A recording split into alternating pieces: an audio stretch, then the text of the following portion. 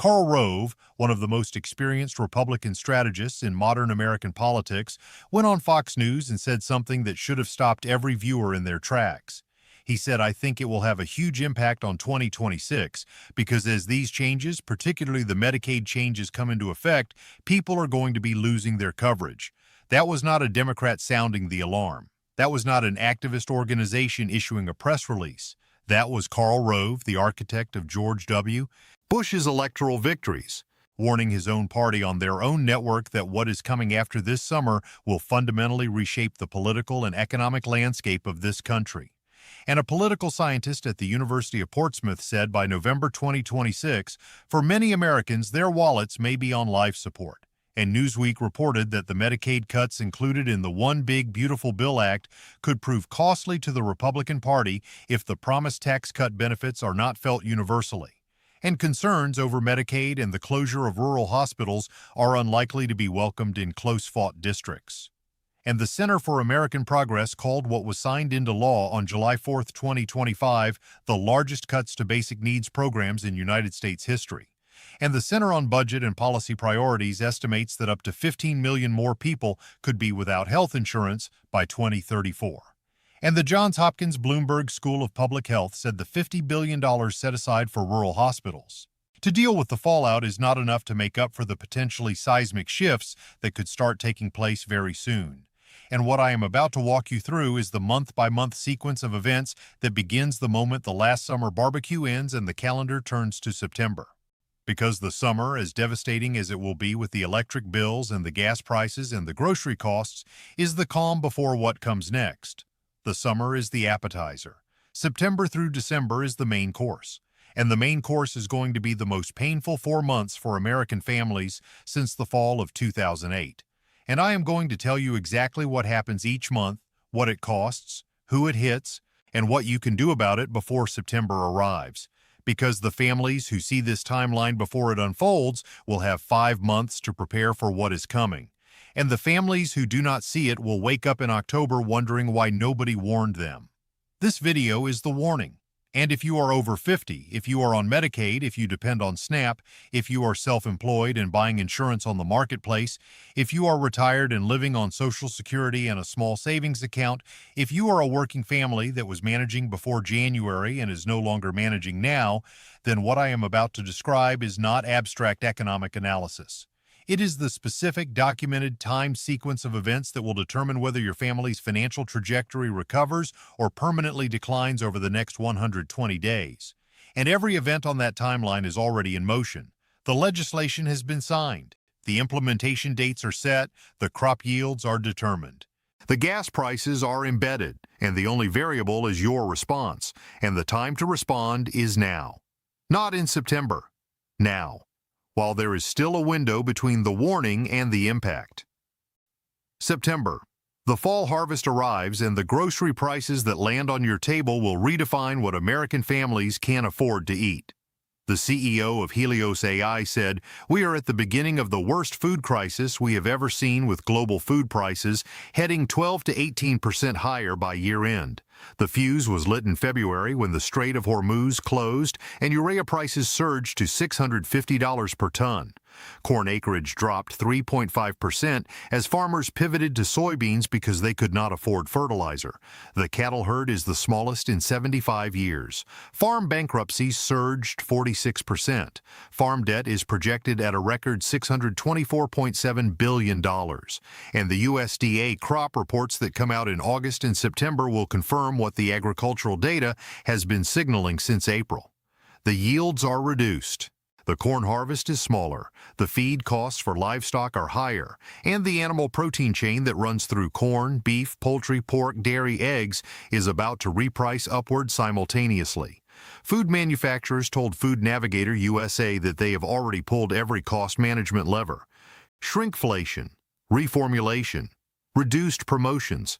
The next increase goes straight to the consumer, and diesel remains elevated at $5.38, adding 10 to 15% to food transport costs across every product on every shelf. And 73% of farm workers are foreign-born, and the immigration crackdown has reduced the labor force available for harvest. And 2.4 million Americans have already lost SNAP food assistance. Food bank demand has doubled while donations have declined. And the government eliminated the primary tool for tracking food access. And the FAO warned that a straight disruption exceeding 3 months, which it has, locks in higher food prices for at least a year. September 2026 is when the bill for the spring planting crisis arrives at the checkout counter. Not gradually, not in small increments, in a price jump that will cause every family in America to reassess what they can afford to put on their table. And the families that stocked their pantries in April and May will have a 30 to 60-day buffer of food purchased at lower prices. The families that did not will face the new prices with no buffer, no cushion, no stored food, just a grocery cart that costs 12 to 18% more than it did 6 months earlier on a household budget that has already been hollowed out by 4 months of elevated gas, electric, and insurance costs. And the economic impact extends beyond the grocery store. When food prices surge, consumer spending on everything else contracts. A family that is spending $200 more per month on groceries is spending $200 less on dining out, on retail, on entertainment, on the small discretionary purchases that sustain local businesses. Restaurants lose customers. Retailers lose revenue. Service businesses lose clients. And the employees of those businesses lose hours, lose shifts, and in some cases lose jobs. That contraction is what economists call a demand shock, and it arrives at the exact moment when the labor market is already in what Stanford called a low-hire, low-fire equilibrium, with average monthly employment growth of just 17,000 since April 2025. And Fed Chair Powell himself said he believes the U.S. has been losing jobs since April. A food price surge landing on top of a weakening labor market is the combination that turns a slow economic deterioration into a palpable recession that families feel not as a statistic but as a layoff notice, a reduced work schedule, a hiring freeze at the company where they were about to apply. September is when the food crisis and the employment crisis intersect, and the intersection is where the damage multiplies. October. The Medicaid verification letters arrive and millions of Americans discover they have been scheduled to lose their health care in 90 days. October 1, 2026 is when Medicaid eligibility narrows for certain non-U.S. citizens, immediately terminating coverage for refugees, asylees, and people with temporary protected status who do not fall into the newly restricted categories. And by October, states will begin sending verification notices to Medicaid enrollees requiring them to document that they meet the 80-hour-per-month work or community service requirement that takes effect no later than December 31, 2026. Nebraska has already announced it will begin enforcing work requirements early, starting May 1, 2026. Other states are expected to follow. And KFF projects that 7.5 million people will lose health insurance by 2034 from Medicaid changes alone, with 5.3 million of those losses coming directly from work requirements. And a Yale study found that 86% of older Medicaid expansion beneficiaries report having a health condition that keeps them from working. And UC Berkeley documented that employment rates dropped from 83% at ages 45 to 49 to 60% at ages 60 to 64. And 2/3 of workers over 50 have experienced age discrimination. And when Arkansas implemented Medicaid work requirements in 2018, 18,000 people lost coverage in 6 months, not because they were not working, but because they could not complete the online reporting process. The system produces disenrollment through administrative failure, and by December 31, 2026, states are required to conduct Medicaid eligibility redeterminations every 6 months instead of annually, doubling the paperwork burden on enrollees and doubling the opportunities for administrative failure to terminate coverage. And the people who lose Medicaid coverage due to work requirements are specifically barred from receiving ACA, marketplace premium tax credits that would help them purchase private coverage. Read that again. If you lose Medicaid because you cannot prove you work 80 hours a month, you are also blocked from getting help buying insurance on the marketplace. You fall into a gap with no coverage on either side. That is not an oversight. That is a design feature. And the October letters that notify people of these requirements will arrive at the mailboxes of millions of Americans at the worst possible time, After a summer of elevated costs that drained their savings in the middle of an affordability crisis that has already pushed them to the edge, and 1 month before the midterm elections that will determine whether any of it changes.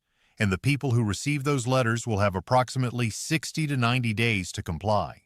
And the compliance system will be overwhelmed because millions of notifications are going out simultaneously through state bureaucracies that have not built the infrastructure to process them.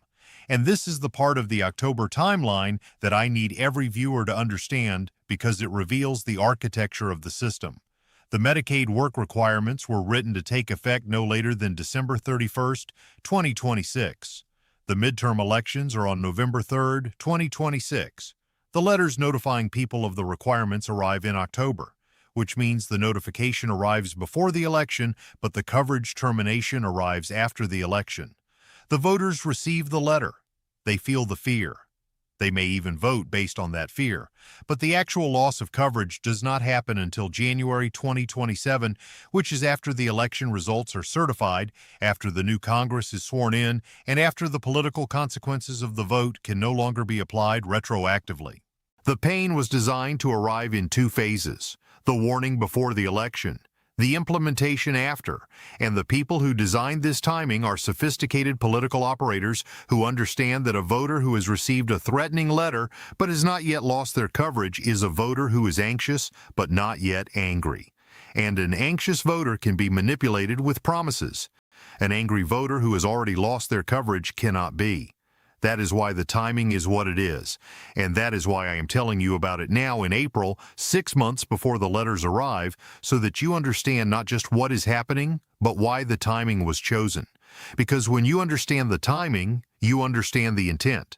And when you understand the intent, you can make an informed decision in November that is based on what they plan to do to you, not on what they promise they will do for you. November. The midterm elections arrive with every crisis at peak intensity, and the ballot box becomes the last remaining mechanism for change. The November 2026 midterm elections will take place in an environment where every crisis described in this video is at maximum intensity. The grocery prices have hit. The electric bills have been paid or have produced disconnections. The gas has not come down. The Medicaid letters have arrived. The savings have been depleted by 9 months of compounding cost increases. The credit card debt is at a record high at record interest rates, and the cumulative additional cost per household since January is approximately $6,340 to $8,740 with no equivalent increase in income. Every House seat is on the ballot, and there will be 39 gubernatorial elections with 21 incumbents who are term limited or not seeking re-election. The political landscape will be reshaped by the lived experience of the voters who spent the preceding 9 months absorbing the compounded cost of everything going up while nothing went down. And the GOP strategist Karl Rove himself warned that the Medicaid changes will have a huge impact on 2026.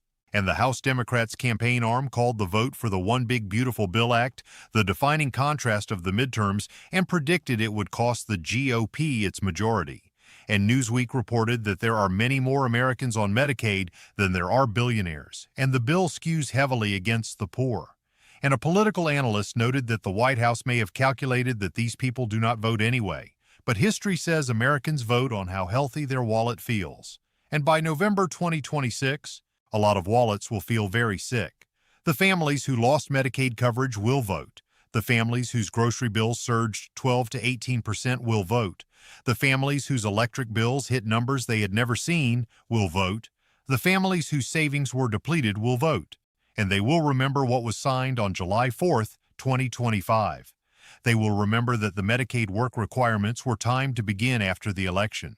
They will remember that the major funding cuts were pushed to 2028. They will remember that the pain was architected to arrive slowly enough that no single headline would capture the full scope. And they will bring that memory into the voting booth. Because the ballot box is the last mechanism available to Americans who want to change the trajectory.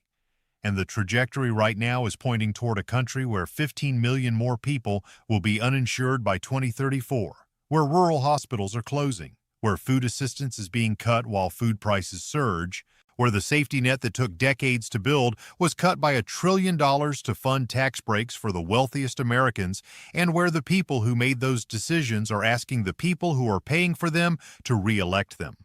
That question will be answered in November, and the answer will depend on whether the voters remember what they lost, who took it, and what they were offered in return. And I want to be very specific about who these voters are because the political conversation treats them as demographics and data points, but they are people. They are the 58-year-old with diabetes who lost Medicaid and has been rationing insulin since October because the verification system flagged her for non-compliance even though she has a documented disability. They are the 63-year-old who was laid off in July and cannot find work because every employer sees his age before they see his resume, and who is now being told he must document 80 hours of work to keep the coverage that manages his heart condition. They are the single mother in a rural community whose hospital closed because Medicaid revenue dropped below the threshold needed to keep the doors open and who now drives 45 minutes for emergency care.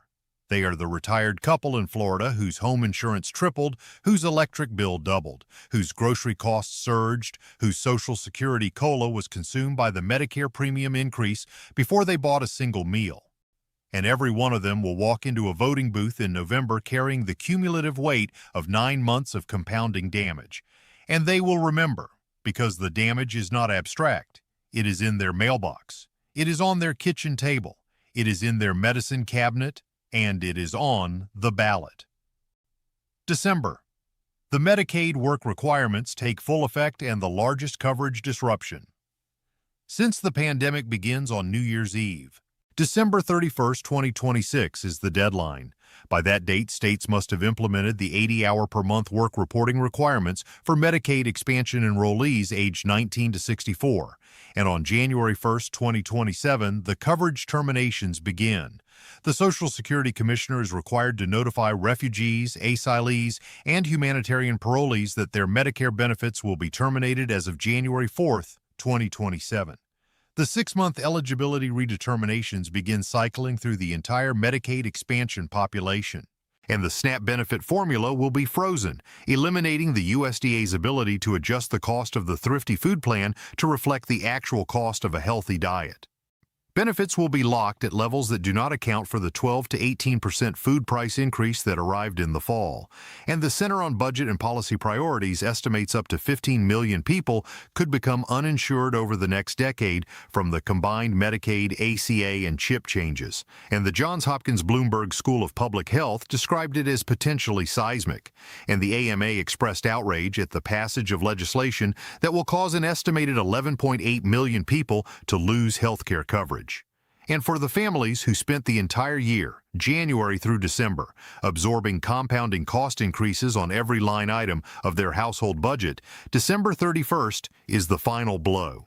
The health care coverage that survived the premium doubling in January, that survived the SNAP cuts, that survived the summer cost surge, that survived the Medicaid verification process, is now subject to work reporting requirements that will terminate coverage for millions of people who cannot work, cannot find work, or cannot navigate the bureaucratic process designed to document that they are working.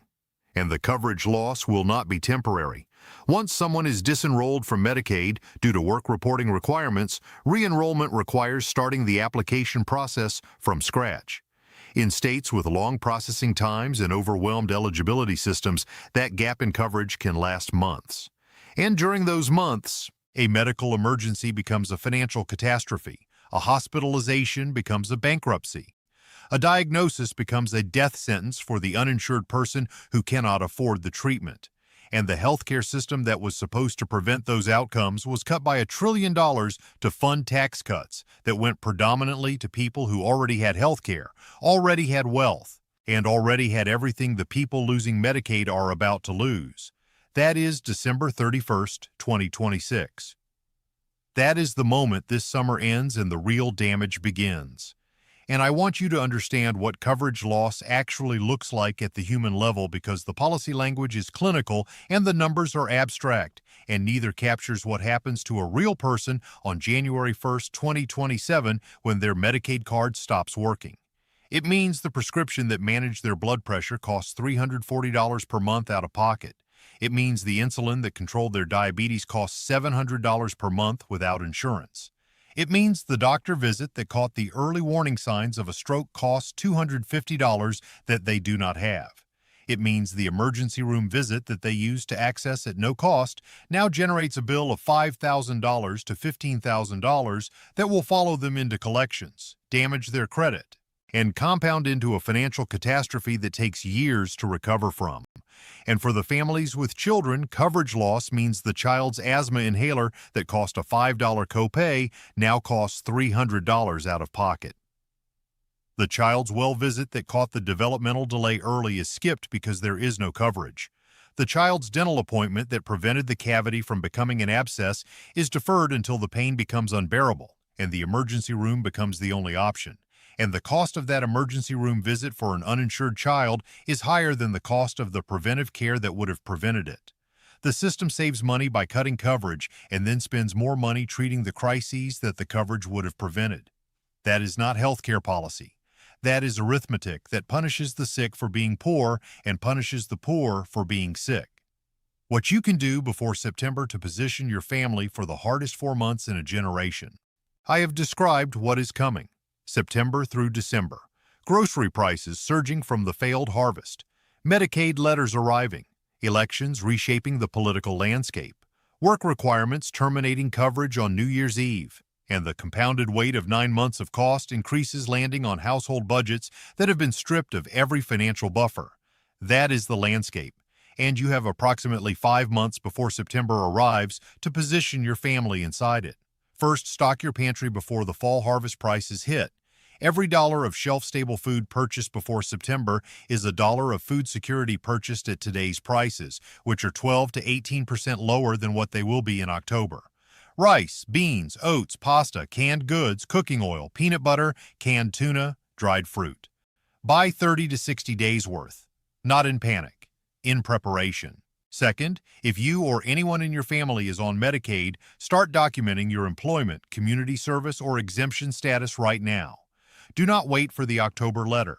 If you have a disability, chronic illness, or caregiving responsibility that prevents you from working 80 hours per month, gather the medical records and documentation that support an exemption before the system is overwhelmed by millions of simultaneous verification requests. Third, reduce every discretionary expense between now and September. Cancel subscriptions you do not use. Reduce dining out. Defer purchases that can wait. Every dollar saved between now and September is a dollar available to absorb the cost surge that arrives in the fall. Fourth, pay down credit card debt with everything you have.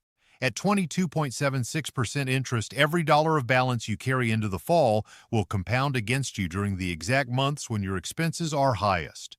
Enter September with the smallest possible balance. Fifth, have the family conversation this weekend. What do we earn? What do we spend at the new rates? How many months of savings do we have? What is our plan if one of us loses coverage? What is our plan if one of us loses income? The families that come through what is ahead are not the ones with the most money. They are the ones with the most clarity. And clarity is free. It costs nothing but honesty and an hour at the kitchen table. Sixth, register to vote if you are not already registered. And if you are registered, verify that your registration is current, that your address is correct, and that you know the location of your polling place.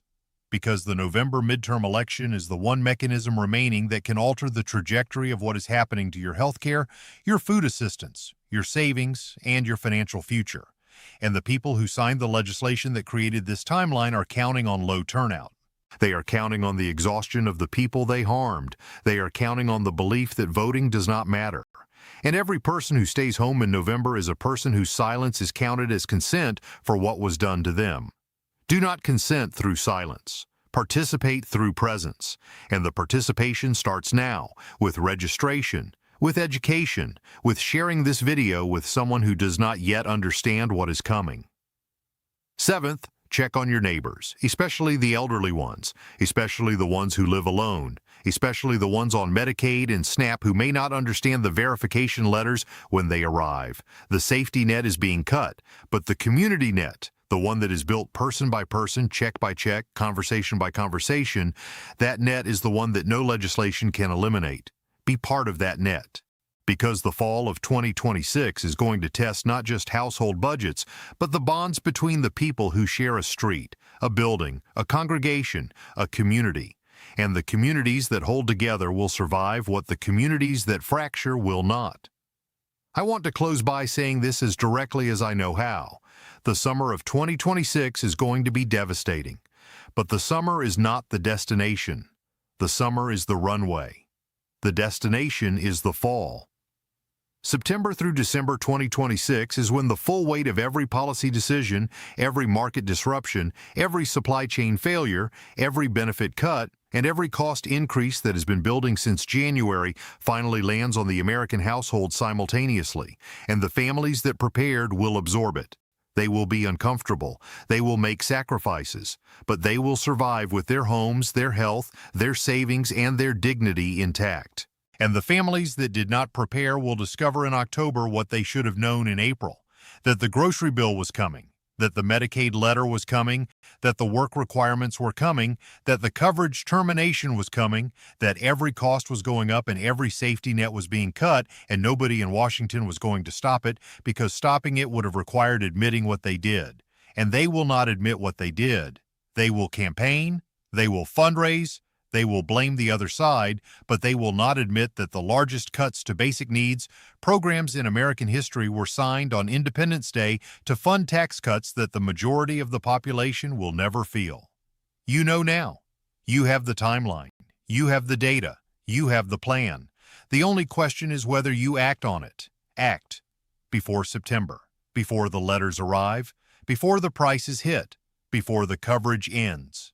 Because the moment this summer ends, everything accelerates, and the people who are ready will look back and say, I saw it coming, and I did something about it. Be one of those people. Share this video with every family you know. Not for the views. Because the timeline in this video is the difference between a family that enters the fall prepared and a family that enters it blind. And nobody deserves to go through what is coming blind. Not after a lifetime of paying taxes. Not after decades of contributing to a system that was supposed to protect them. Not after raising children and caring for parents and building communities that held the country together while the institutions that were supposed to hold them together were being systematically defunded. They deserve the truth. And this video is the truth. Subscribe and turn on notifications. I am going to be tracking every deadline, every policy implementation, every price change, and every enrollment number between now and December 31st in real time. No spin, no party line, just the truth about what is being done, when it hits, and who pays. Take care of yourselves out there, protect your families, use the time you have left,